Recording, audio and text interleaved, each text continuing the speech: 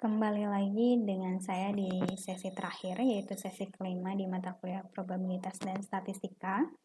Pada minggu pertama ini atau pertemuan pertama, kali ini kita akan membahas ukuran sampel. Jadi tadi kita sudah bahas mengenai populasinya apa, kemudian sampel itu apa, teknik samplingnya seperti apa. Selanjutnya kita akan membahas mengenai penentuan ukuran sampelnya. Tadi contoh yang kita bahas adalah tujuan penelitiannya evaluasi kualitas website Streaming Sumedang, di mana populasinya adalah seluruh user website Streaming Sumedang, yang mungkin user ini berada bisa dimanapun, tidak hanya selalu mahasiswa Streaming Sumedang, dosen dan staf Streaming Sumedang, atau hanya masyarakat Kabupaten Sumedang saja, tapi mungkin karena website itu bisa diakses di seluruh dimanapun, jadi mungkin saja user website Streaming Sumedang ini berada di luar negara Indonesia. Karena kita tidak mungkin menyelidiki satu persatu user ini, sehingga kita harus mengambil sebagian dari user untuk dimintai mengukur atau menilai website Streaming Sumedang. Contohnya kita ambil user di Kabupaten Sumedang saja, sehingga nanti ini harus dikembalikan lagi ke tujuan penelitiannya. Tadi sudah kita bahas di video sebelumnya, yaitu evaluasi kualitas website Streaming Sumedang menurut user di Kabupaten Sumedang. Nah, pertanyaannya adalah, yang akan kita jawab di sesi ini adalah berapa banyak user yang harus dijadikan sampel. Tadi sudah kita kenal teknik samplingnya itu ada non-probability dan ada probability sampling, ada di probability sampling itu ada simple random sampling, ada cluster sampling, ada stratified sampling, ada systematic sampling. Nah, di dalam menentukan ukuran sampel itu ada juga pemikiran non-statistis dan ada pemikiran statistis. Jadi di dalam pemikiran non-statistis ini biasanya ditentukan oleh kendala waktu. Waktunya mepet nih, jadi nggak mungkin kita bisa ambil sampel yang cukup banyak, jadi hanya sedikit. Kemudian ditentukan oleh biayanya nggak cukup, kita cuma cukup untuk mengambil misalnya hanya 100 user. Nah, itu pemikirannya non-statistis. Kemudian ditentukan oleh ketersediaan satuan sampling. Ketika kita meminta misalnya user yang terpilihnya itu adalah user yang 1.200 ya tadi di simple random sampling, tapi dia nggak ada di rumahnya, berarti kita coret, jadi nggak ada sedapatnya. Nah, itu adalah pemikiran non-statistis. Kemudian kalau kita menentukan ukuran sampel berdasarkan pemikiran statistis, itu ditentukan oleh bentuk parameter yang menjadi tolak ukur. Tadi di video sebelumnya sudah saya tunjukkan ada parameter yang ditulis sebagai mu. Kemudian ada parameter I, ada parameter rho, ada juga nanti parameter sigma. Jadi ketika kita akan meneliti parameternya ini rata-rata atau proporsi atau korelasi atau simpangan baku, nanti akan berbeda menentukan ukuran sampelnya. Kemudian ditentukan oleh metode samplingnya. Tadi metode sampling ada simple random sampling, ada systematic sampling, ada stratified sampling, ada cluster sampling. Jadi kalau kita gunakan simple random sampling, kita gunakan systematic sampling, itu akan berbeda juga dalam penentuan ukuran sampelnya. Ada aturan-aturan lainnya. Kemudian ditentukan oleh tujuan penelitian. Tujuan penelitian itu nanti akan berpengaruh juga ke parameternya. Tujuannya tadi mengevaluasi kualitas website. Kualitas website itu misalnya kita tuliskan parameternya dalam rata-rata penilaian kualitas websitenya atau proporsi penilaian kualitas websitenya, nanti akan beda. Kemudian ditentukan oleh sifat penelitiannya, komparatif atau non-komparatif. Kalau komparatif misalnya kita membandingkan kualitas website A dengan kualitas website B, atau kita mengukur kualitas website A saja tapi menggunakan dua metode, yang satu web qual, yang satu web QM. Jadi ada perbandingan atau tidak perbandingan. Kemudian ditentukan oleh variabilitas variabel yang ditelitinya. Variabilitas itu nanti ukurannya dalam Kemudian contohnya seperti ini, ukuran sampel dapat ditentukan berdasarkan apa yang akan ditaksir. Tadi parameternya apa? Apa yang akan ditaksir itu misalnya, apakah yang akan kita cari itu rata-ratanya, proporsinya, simpangan bakunya, atau korelasinya, atau nanti Anda kenal di analisis regresi, apakah betanya, dan lain sebagainya. Kemudian berapa besar perbedaan yang masih mau diterima antara yang ditaksir dengan penaksir. Mu ini ditaksir oleh X bar dari sampel. Kemudian P ditaksir oleh P. Kemudian simpangan baku ditaksir oleh S kecil. Rho ditaksir oleh R. Beta ditaksir oleh B. Jadi maksud di sini berapa besar perbedaan yang masih mau diterima itu perbedaan antara X bar dengan nilai yang sebenarnya, perbedaan antara P dengan nilai P-nya. Kemudian berapa derajat kepercayaan atau confidence level yang diinginkan, gamanya. Gamma ini nanti akan berhubungan dengan alfa. Alfa adalah taraf signifikansi. Biasanya ini yang paling umum digunakan adalah 5%, 1%, dan 10%. Kalau 5% nanti gamanya adalah 100 dikurangi 5%, yaitu 95%. Jadi derajat kepercayaannya 95%. Kalau alfanya 1%, derajat kepercayaannya 99%. Kemudian berapa lebar interval kepercayaan yang masih mau diterima ini hubungannya dengan simpangan bakunya atau sigmanya. Nah, untuk menentukan ukuran sampel, ini yang bisa berlaku untuk apa saja. Maksudnya yang tidak diketahui ukuran populasinya. Contohnya tadi misalnya saya nggak tahu jumlah atau ukuran banyaknya seluruh user website Stimik Sumedangnya itu berapa, karena tidak diketahui berapa banyak yang mengakses website Stimik Sumedang itu. Nah, itu bisa gunakan ini. Jadi populasinya harus berdistribusi normal. Ini asumsi. Asumsi itu adalah persyaratan yang harus dipenuhi. Kemudian simpangan bakunya diketahui. Parameter yang akan ditaksirnya rata-rata. Kemudian kita gunakan ukuran sampel N itu, N kecil itu adalah ukuran sampelnya.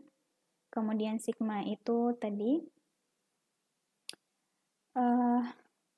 lebar interval kepercayaannya. Kemudian Z setengah alfa itu diperoleh dari tabel distribusi normal standar. Nanti mengenai distribusi normal standar kita bahas di pertemuan-pertemuan selanjutnya. Kemudian ini adalah perbedaannya yang di sini, yang nomor 2. Itu adalah nilai mutlak dari selisih nilai yang sebenarnya dengan nilai penaksirnya.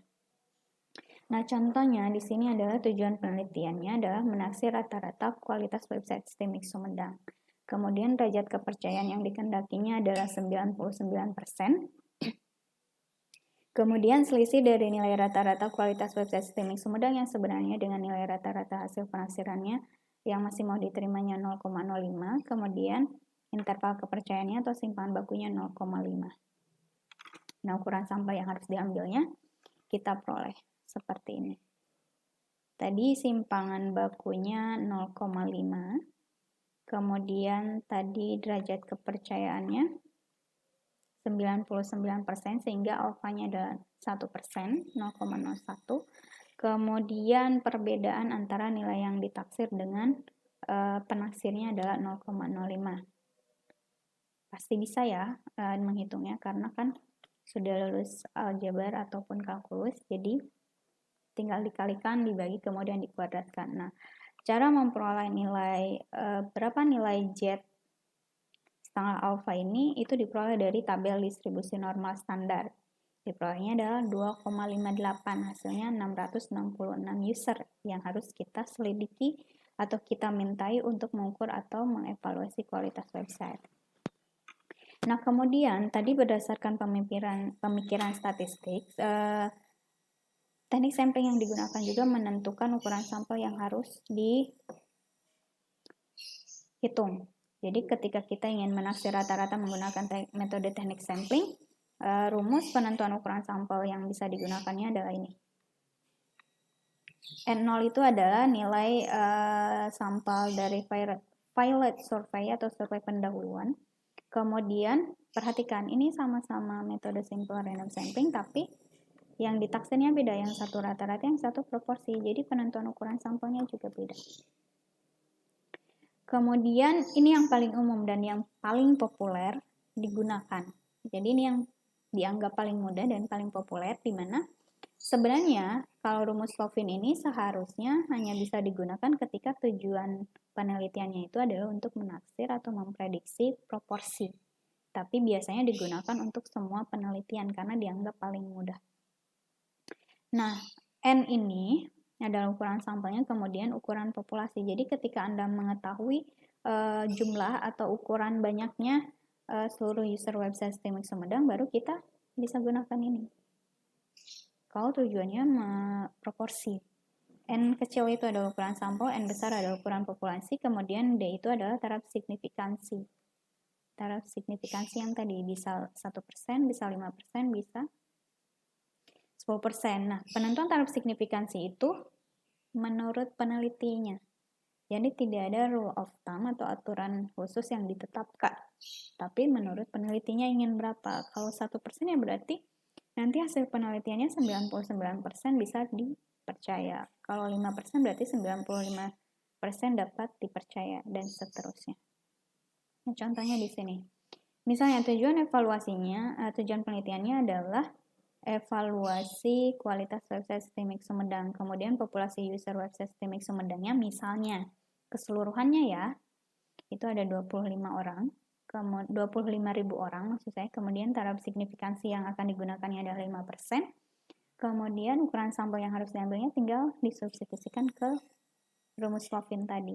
25.000 dibagi dengan 1 ditambah 25.000 dikali 0,05 kuadrat. Hasilnya dari 25.000 user yang harus ditanyai atau diselidiki atau dimintai untuk mengukur kualitas website itu 394 user.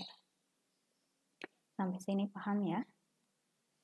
Nah, ini adalah kelebihan sampling. Sudah jelas, karena tidak semua dan tidak melalui sensus, tidak semua seluruh user website STEMIC Sumedang dimintai untuk mengukur atau menilai kualitas website, sudah pasti mengurangi biaya. Kemudian tenaga yang dibutuhkan juga lebih sedikit. Kemudian efisiensi waktu cepat, karena hanya sedikit. Tadi kan dari 25.000 hanya misalnya 394 orang. Ya waktunya juga akan lebih cepat. Kemudian tingkat ketelitian lebih besar, karena tingkat kelelahan dari tenaga yang mengumpulkan datanya itu lebih kecil. Kemudian penelitian bersifat destruktif ini biasanya lebih ke di bidang kesehatan biasanya. Destruktif itu merusak. Jadi contohnya misalnya kita ini juga sering Anda temui, cek darah. Disebutnya sampel darah karena hanya diambil sebagian dari badan darahnya, tidak seluruh darah dikeluarkan untuk diteliti atau untuk diuji klinisnya. Nah itu artinya contohnya adalah penelitian bersifat destruktif. Ya kalau darahnya dikeluarin semua dari dalam tubuh ya merusak tubuh, nanti anemia, kekurangan darah dan lain sebagainya. Kemudian faktor ekonomis jelas karena mengurangi biaya, tenaga, dan waktu. Nah kemudian selanjutnya adalah alat pengumpulan data. Alat pengumpulan datanya itu ada kuesioner, ada wawancara, bisa observasi langsung atau pengamatan langsung, bisa melalui pos, telepon, atau alat komunikasi lainnya. Kemudian alat ukur meteran lainnya, ada meteran, ada timbangan, termometer, itu adalah alat pengumpulan data. Tergantung dari tujuan penelitiannya itu sendiri. Ada kuesioner dan lain sebagainya. Kemudian pengolahan data. Nah, tujuan pengolahan data itu adalah untuk mendapatkan data statistik. Kita bisa mencari totalnya, rata-rata, presentasi, dan lain sebagainya. Dan digunakan untuk melihat atau menjawab persoalan atau menjawab tujuan penelitiannya. Jadi tadi misalnya mengevaluasi kualitas website STEMIC Sumedang ketika datanya sudah dikumpulkan melalui proses panjang tadi, sampelnya berapa, teknik samplingnya apa, kemudian penyusunan kuesionernya seperti apa, data sudah diperoleh, ya diolah untuk menjawab bagaimana kualitas website STEMIC Sumedang itu. Nah, metode pengolahannya bisa secara manual maupun elektronik. Kekurangan dari secara manual ya pasti lebih lelah dan lebih lama. Karena kita harus mencatat satu-satu, kemudian menghitungnya satu-satu. Pengolahan secara elektronik, nah ini. Makanya nanti kita ada praktikum melalui software. Kemudian yang terakhir adalah artinya ini, kegunaan statistika. Kegunaan dari statistika yang pertama adalah sebagai metode ilmiah dalam penelitian ilmiah di berbagai bidang. Jadi statistika itu tidak hanya di bidang teknik informatika saja. Di semua program studi ada statistika, tapi berbeda-beda. Apa yang dibutuhkan oleh program studi itu yaitu yang dipelajarinya. Kemudian sebagai dasar ilmiah untuk menganalisis dan mengambil keputusan terhadap suatu masalah secara kuantitatif tadi. Mengevaluasi kualitas website STEMIC Sumedang. Kita analisis datanya secara kuantitatif. Angka kualitas website STEMIC Sumedang menurut usernya seperti apa. Kemudian sebagai alat menggambarkan dan menganalisis suatu peristiwa secara kuantitatif. Kualitas websitenya seperti apa? Jelas ya.